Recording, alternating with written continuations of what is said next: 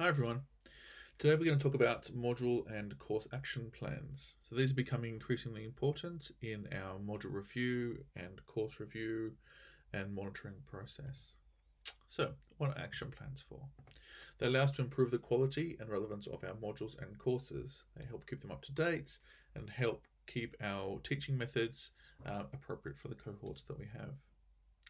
And more importantly, they act as an evidence-based strategic foundation for positive change. And that means that we can track back the rationale and reasoning for making changes. This helps when it comes to things like capital investment, purchasing consumables, staffing changes, specialist workshops, guest speakers, room bookings, all those classics, basically everything. They give us a good evidence base.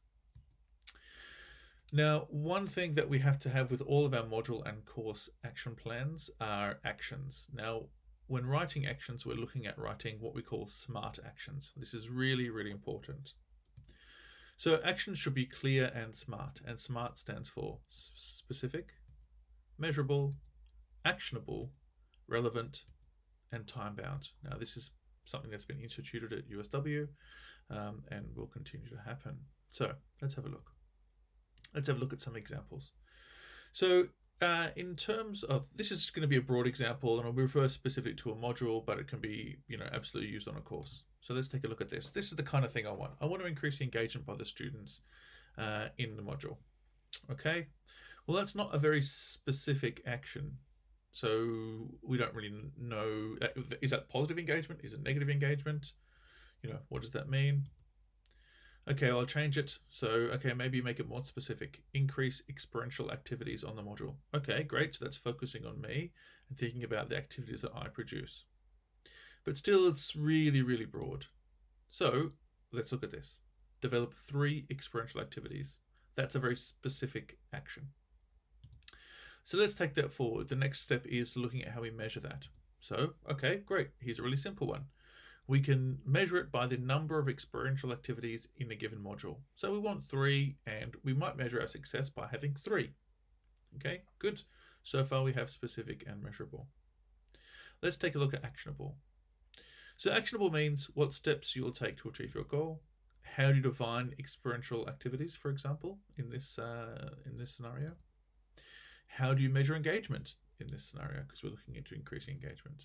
And what steps do you need to take to achieve your action? So that's different to what steps you will take. So what steps do you need to take? So maybe one of those steps is more research. Okay, so here's what we're going to say. Here's our actionable action. Oof, terrible use of words there. But we want a student-focused physical activity. Okay, so now we're looking at relevancy. So what we're looking at is what low effort but high value things that we can do. So what goals can be achieved with minimal effort but yield high value? So in this case, we're looking at a student-focused physical activity. So what kind could that be? Okay, so we could have a guest speaker and an active live brief as a workshop.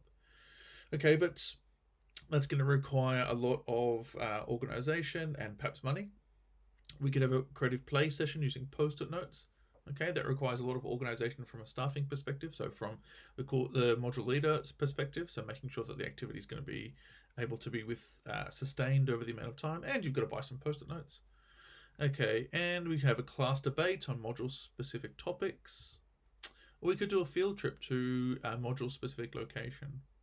So looking at all of these, we can see that our lowest effort, high value, if we're trying to achieve an experiential activity, which is student-focused and physical, is going to be something like our creative play using post-it notes. Because all it requires is organization from the module leader's perspective, which they're doing anyway, and some post-it notes. Okay, great. So that's low effort, high yield. Because if we're talking about engagement, that forces students to engage, or encourages, I should say, students to engage in the process. All right, the next one we're looking at here is time-bound. So time-bound is where the action is limited to a specific period of time so that we can measure it accurately. And that might be within a module, might be within a course, might be within a year, or within a term. So let's take a look at our specific activity again, our action. Right, so actually our action, develop 3 experiential activities, is not specific enough when we look at the overall module. How do we make it more specific? Let's take a look. So this is a module, typical 12-week module, and now you can do this for 6, 24, whatever you want. Okay, so our first session, yeah, fair enough, that's going to be a briefing session, so now we're down to 11. Okay, well, all right, our last one's going to be summative assessment, so now we're down to 10. Yes, we don't want to introduce any new learning the week before summative assessment, so we might call that a refinement session. So now we've lost 3 weeks, we're down to 9. All right, so now we have a formative assessment. So actually, the only place we would have for experiential activity would be these two areas here. So one before formative and one after formative, these kind of chunks of weeks. So what we might do then is look at our action. So let's take a look at how we've altered our action based on all of those activities. So we're going to develop 2 experiential activities prior to formative assessment. Okay, very specific. We've changed our measurement. So we're measuring it against the positive response rate of formative assessment. So that might mean, do students receive mainly positive feedback? Do students engage in formative? You can kind of drill down what you mean by positive response there, but that's more measurable than just a number of activities.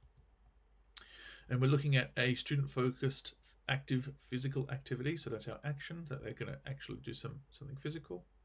And that activity is going to be relevant because it's creative play using post-it notes. Okay, excellent. And then it's between sessions 2 and 5. So we're probably looking at sessions 3 and 4 here, which means it's very time-bound. So let's take a look at follow-up. What's important for us to do once we've put these actions into place and enacted them? Well, it's important that we set aside time throughout the module to give us time to go back and to reevaluate the actions. So we can either add more actions, so we can amend the existing actions, we can complete the actions. So that means kind of signing off as action complete where needed throughout the module delivery. I would say on a 12-week module, you might do this 3 times, 6-week module once, and a 24-week module, you might do it, say, 6 or 7 times, depending on how long the module and the space between delivery sessions. It's important that we look at our actions as being very fluid, and they allow us to be flexible and, more importantly, respond to student, institutional, and industry need. Diolch yn fawr. Thank you very much.